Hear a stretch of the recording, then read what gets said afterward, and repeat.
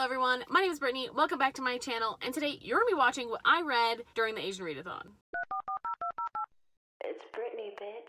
So I have 4 books for this, and I went over them in my Asian Readathon TBR, which I'm going to link above, and the first book that I'm going to start with is The Infinity Courts. Now I have really high hopes for this one because it was described to me as a young adult sci-fi, and I'm only like 2 chapters in, so nothing's really happened so far at this point.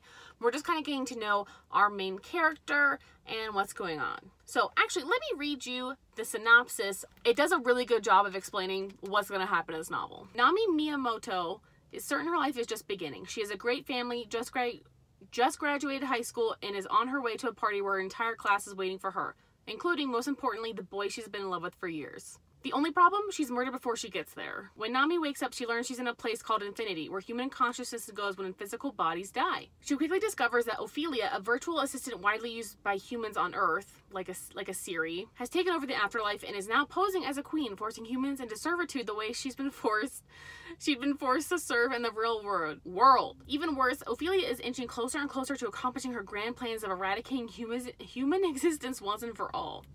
As Nami works with a team of rebels to bring down Ophelia and save the humans under her imprisonment, she is forced to reckon with her past, her future, and what it is that truly makes us human. So that's the premise of this novel. I kind of didn't know that there was gonna be like a queen and all that kind of stuff, because when you look at the inside cover, I should have paid attention. So here's the map of Infinity. So there's like different places. There's like all by season. So I'm not really sure how this is gonna turn out. I have high hopes for this. This is also why I picked this one up first, is because number 1, it's due to the library first, duh. And number 2, I really have been trying to get back into sci-fi. Not that I ever fell out of sci-fi, but the fact that I don't like always like make time to read sci-fi, because I don't get like recommended a lot of sci-fi, because a lot of the people I watch on BookTube are not into sci-fi. They're into thrillers or regular contemporary, and that's usually the 2 big ones, or romance. So yeah, especially romance and thrillers, I would say. Or just general fiction. So for me, sci-fi is something that's really important, and it's always been one of my favorite genres, so I'm just gonna give it a shot. Some of my favorite books have been young adult sci-fi dystopians. So if it's not good, I'm gonna be pretty upset. What I'm currently doing is waiting for my food. We ordered Thai food. It was very hard to get them on the phone, and it's already gonna take 40 minutes. So I was already out and about, and then I decided to call. So anyway, but also I have a treat. I went to go get a treat. I was on the other side of town selling something to someone, and we met up at Nothing Bundt Cakes. Is a place I used to go to in California all the time. I didn't realize they had one here in Albuquerque. So in honor of that, I got the red velvet flavor, the strawberries and cream flavor, and the white chocolate raspberry flavor, which are some of my favorite flavors from there. And that was a treat for a very shitty week. That's what I'm doing. I'm waiting for our Thai food, and we'll get that shortly. So I'm just gonna be reading here in the interim.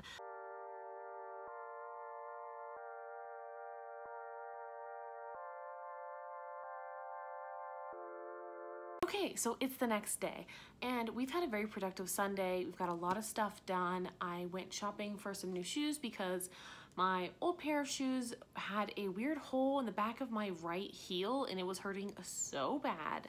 So I finally got some brand new black Nikes. I just bucked up and paid it because I really need some new shoes since we walked so much. It was becoming quite painful. And we also had a fantastic dinner. It's one of our favorite dinners. It is steak and lobster at Longhorn Steakhouse, and we just do it to go, and it is just like really comforting, and it's a really good Sunday meal to start the week off right. Not to mention, I'm on page 187, which is chapter 19 in the Infinity Courts. And I'm really enjoying this so far, and it's definitely a little bit different than I was expecting. Like, I'm not gonna lie. I double checked what Goodreads has as a comparison, and it says Westworld meets Warcross, and I haven't read Warcross, but I've seen the show Westworld, so I can see kind of some of the comparisons, but it's very interesting so far. It definitely reads as YA though, by the way, so if you don't really like YA, I wouldn't recommend it. It, for some reason, really has that YA feel, but it also reminds me a little bit of when I read Red Queen many years ago. Now, it's on my goal list to read the Red Queen series maybe this year, at least reread Red Queen, which is the first book in the series, because I really loved it back then.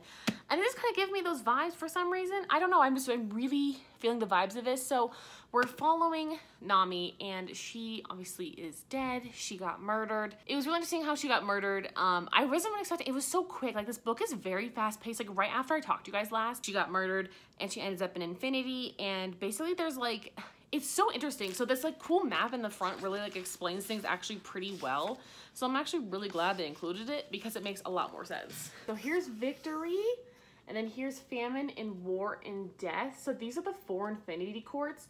So victory is where like all the indentured humans go. And then, well, they're the like the good ones. Like if they take the pill, basically there's a pill that will like take away your pain, and then you become like a servant for all of eternity. But if you like resist it, then you go to war and you get tortured. It's basically like a circle of hell. Like it's really bad. And then if you basically like died early and felt sad for yourself, you end up going to famine and suffering more, is my understanding. And no human has ever made it out from death, so they don't really know what happens in death. So I'm hoping we'll find out more about death. I'm really curious to find out what's going on there, but victory is where most of this is taking place. So the map aside is really cool. It helped me definitely put a picture in my mind of what's going on. So like she's immediately picked up by these rebels, and they take her to the underground compound basically, and they explain how infinity works and how some people have certain gifts. So like you can veil yourself, you can veil others, you're basically like a human shield, and you can turn yourself and others invisible. We have like the engineers who make the world and can like, you basically do everything with your mind. Like everything is based off of human consciousness, so you can create whatever you want. And it's just really fascinating. So they had those engineers, and then you also have people who can just like move stuff with their mind. And she didn't fit into any of those categories, but then they find out basically she has another talent, another gift. And they're gonna use her gift to make her a spy. And they want her to infiltrate the infinity courts to help overturn Queen Ophelia, who basically is like an overgrown Ceres. So she was tired of being yelled at by humans and basically enslaves them after they die. Really interesting concept. I don't want to tell you about her gift, but it helps her deal with the residents, who are basically like the superior race. And they're not fully human. They're like humans, but better. They're like fae or something. They're like extra gorgeous, perfect skin, luminescent, sparkly, like just perfect. They remind me of like what people think of as fae, and that's also why it gave me like Red Queen vibes, because it's like the silver versus the reds. And I'm really getting that vibe from this book, and that's maybe why I'm enjoying it though. I'm liking it so far. The only thing I'm not liking is that she's a little repetitive when it comes to like the moral dilemmas that Nami is having. She's like, well, I don't want to hurt these people, even though like they're not actually people. And it's like every freaking chapter she kind of has this like moral dilemma. That's like a little bit annoying. I feel like it's a little too on the nose. I prefer a little more like subtle themes sometimes in my books. So that's the only thing so far that's really bothering me. And I also feel like it's almost a little too fast paced, where like I'm not like attaching myself to any of the characters. I'm really invested in the world, but like there's so many things I want to explain that just are not being explained. So I'm just hoping they kind of are eventually. And that's my only complaint, is I really want to know more, and I just feel like we're almost too much in Nami's head. Like I really want to be introduced more to like what's actually going on. I don't know how I feel about it yet, but so far it's good. I'm gonna say so far it's like a good 4. Really enjoying it. It's not the next Hunger Games for me, but I think that's such a cool concept too. Like I would just recommend it just for the concept. Like it's really, really neat. And it's also kind of giving me like her vibes. I don't know. So we're gonna see what happens. I'm hoping I finish this by tomorrow. That'd be really cool. I mean, this is almost 500 pages and I'm only on page 187. So it might be the day after tomorrow, but I'm hopeful because I at least still really enjoy it, but it's already pretty late, but we'll see how far I can get.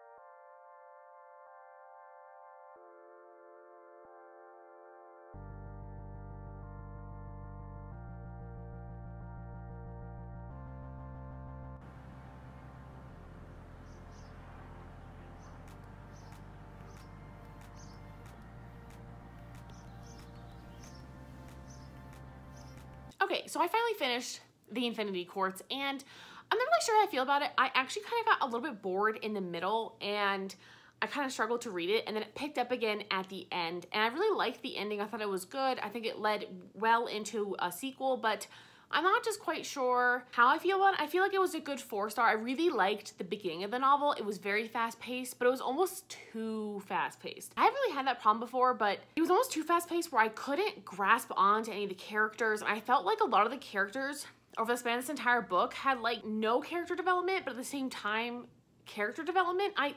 It's hard to explain, but I feel like the relationships went from like 0 to 100, but at the same time they didn't. I can't explain that. and something in the writing, and I looked it up and someone else said the same thing in a review, and it's not just me, but it's just kind of hard to explain how it really felt in the novel. I really enjoyed like the first half really, and then it kind of got a little slow, and I just didn't care. Like, honestly, once we find out that she's basically being a spy for the colony, which is the small rebellion of humans in the Infinity Courts, it was just like not interesting. And I also was expecting more of a sci-fi thing from this book. So I feel like if you really like regal dystopians or fantasy dystopians, I think that's why I compared it to Red Queen earlier. It really does feel like that. It does not feel like a sci-fi, like pretty much at all. Which makes me sad because I was really hoping for more of a sci-fi element, but the sci-fi was pretty much in the beginning for a little bit, and like, that was it. The rest of it had to do with courts and a queen and princes and like royal guards. It just felt a little too like fantasy for me to call it sci-fi. So that's the thing you should definitely know if you're gonna go into it. Now, on to Forest of Souls, which I have already started reading. I've been reading it for like the past 2 days. I've been really late on updating you. I'm very sorry. Work has been absolute hell, and I've just been real shit about updating you, okay? My bad. But I'm on page 241 of Forest of Souls, and I just really don't know how I feel about this either. Like, I definitely like the Infinity Courts a lot more than I like this. Yeah, I mean, that's pretty much it. At least in the Infinity Courts, I like felt things more. Like, I actually felt for them. I wanted to like see them succeed. I really don't give a shit, which is so sad because I can tell this is really well written, but I'm just not connecting with it whatsoever. So we're following Saoirse, who's basically a poor orphan who has no family, and she has no idea where she comes from, and she's best friends with this like higher up girl, and they're in this academy together, and then basically Saoirse finds out she is a soul guide, which is one of the shamans, and her eyes turned this gorgeous amber color after originally being gray. And there's a lot of like cool things that happen in this book. You know, like she finds basically shamans have to have familiars in order to like have their magic, and she finds a familiar. That whole story is really interesting.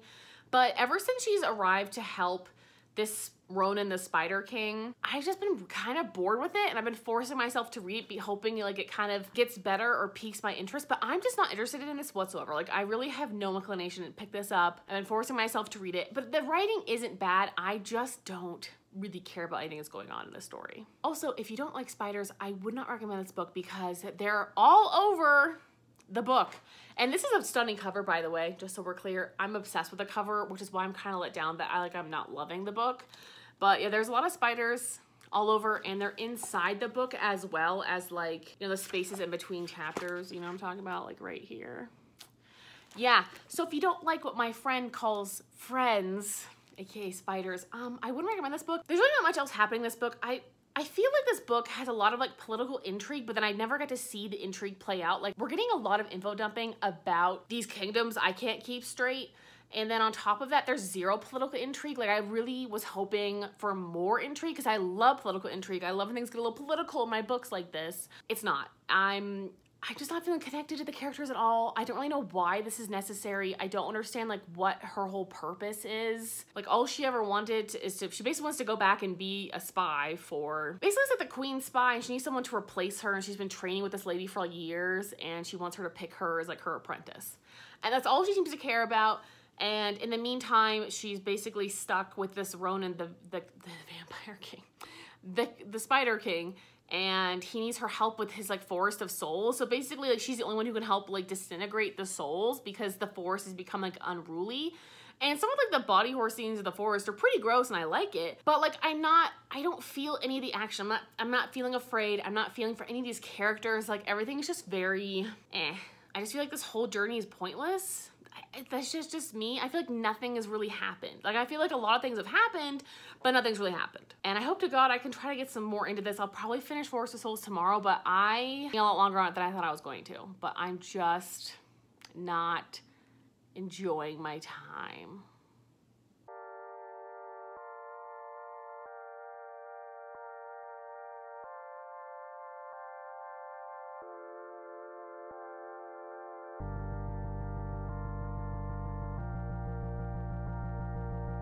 So I made it up to chapter 20, and still, I am just struggling. I am struggling. I feel like there's action in this book, but because none of it resonates with you, you feel like you're reading a book about nothing, and I like immediately forget about what I was just reading. I am also so upset, like, there's this main character and her best friend, and there's like no moments with them together in the book, or if it is, it's like so minute, and there's just like no character development.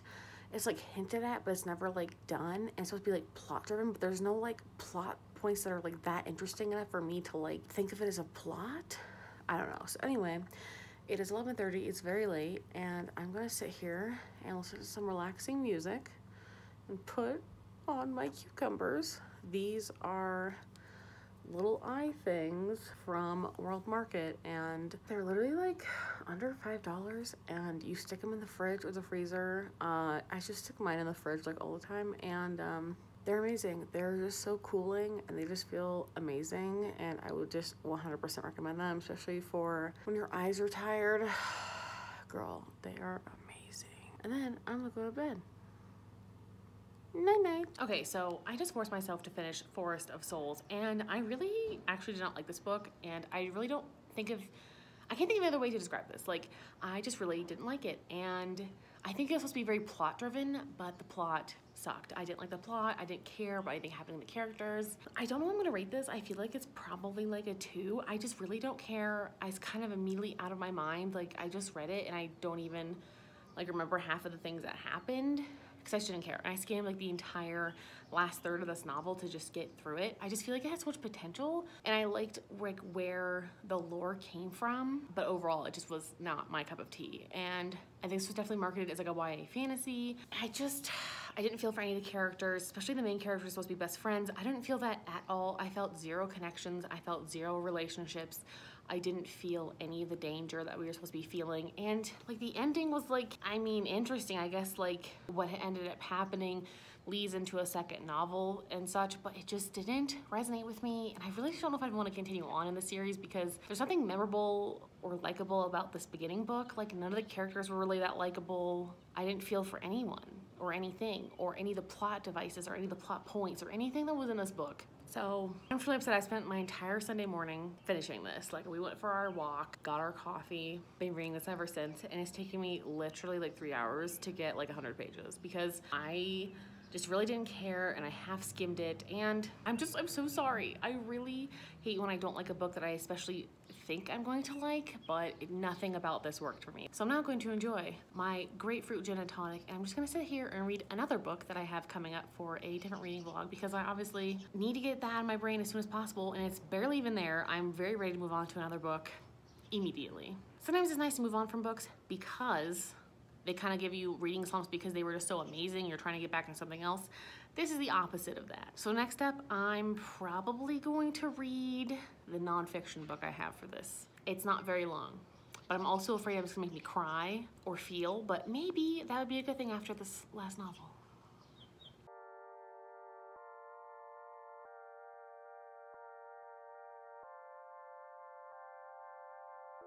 So I already finished In Order to Live, and I'm so sorry I did not get to show you anything from that era, but I read it in like 2 days, but it just really wasn't like that interesting. It sounds really terrible because I know it's like a true story, it's a biography, but for some reason the writing made me feel like I was 1,000 miles away from actually experiencing this. And of course it was terrible and awful, but like I feel like I just read so many other biographies that like pull me into the story. I can't put it down, and it feels like I'm right there, and I'm literally hearing you tell me this story, and it should be heartbreaking. I should be feeling all the feels, and I wasn't feeling any of that. I just was reading basically the history of someone's life, and it just didn't really feel, I didn't feel anything. I didn't really learn anything new. I know I already know a lot about the North Korean issues, but I think to like learn something new, but a lot of it was just her family history, which I found kind of boring, to be honest, and I couldn't keep everyone straight. So I'm not sure I'm gonna rate this yet. I don't know. I feel like it's really rude to rate people's biographies low. I've only ever rated one star ever, because it was terrible. So this might be just like a good 3 stars, a good 4, I would say 3. Like, I think it's good, you should read it, but it wasn't very, it didn't captivate me. But again, it also could be because I didn't read it on audiobook, and a lot of times I prefer to listen to nonfiction on audio because it's more like you're telling me a story. And I just didn't get that. So I'm gonna go with probably a 3. Check out my review to see what else I really said. But yeah, I just was expecting more from this. I was expecting to like really cry or feel, and I didn't get any of that. So on to the kiss quotient, and I'm really hoping it's steamy.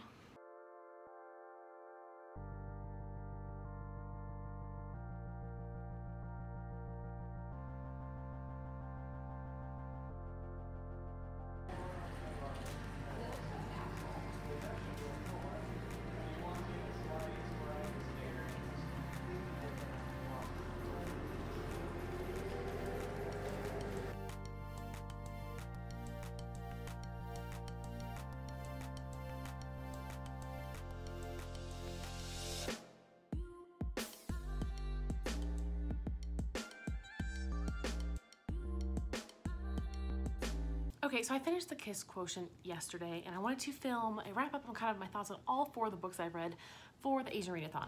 And I'm going to rate them, I'm going to basically talk about them in order of absolutely loved them to absolutely did not like them.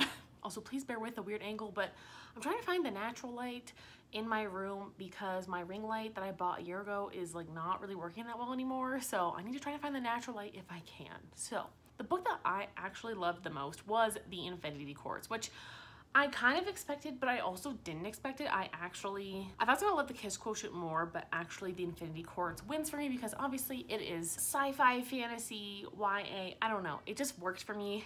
The Infinity Courts obviously had some issues and it wasn't perfect, but definitely The Infinity Courts was my favorite book from this challenge, 100%. I would also read the sequel, which I can't always say for books even if I enjoyed them, and I definitely would look forward to the sequel to this novel. So The Infinity Courts wins the #1 spot. And the #2 spot is going to be The Kiss Quotient. And to sum up my thoughts on The Kiss Quotient, because I obviously haven't really told you anything about it or how I feel about it because I've been terrible at filming, I really enjoyed this book. I think I'm gonna give it probably like 3.75 stars or something around there because I think this is a really good, solid book, but it just wasn't scratching that itch that I was hoping for. Now listen to me, if you like a steamy book, I would 110% recommend this.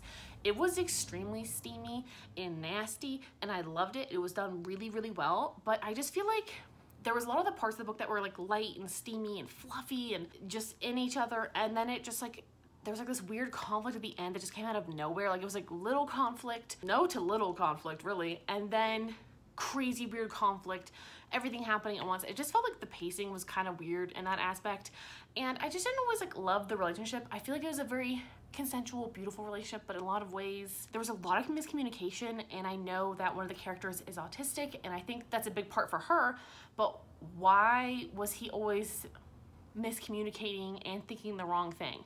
I know that that's normal for all human beings in some aspect, but I just felt like it was such a large trope in this book, and it just really kind of pissed me off. It was also a little bit annoying that Michael, who is our main character male, he keeps thinking he's like his dad when he's so obviously not his dad.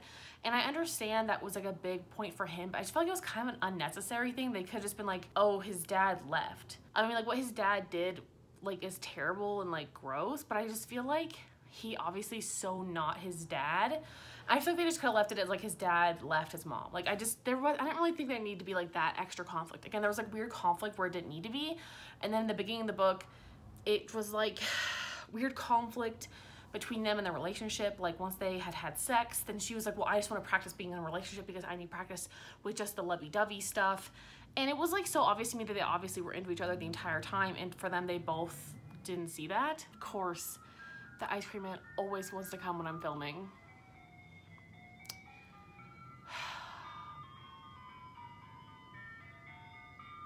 I hope I don't get copyrighted for this stupid shit.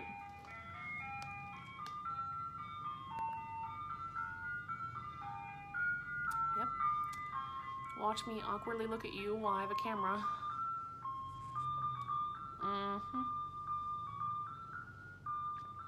Bye.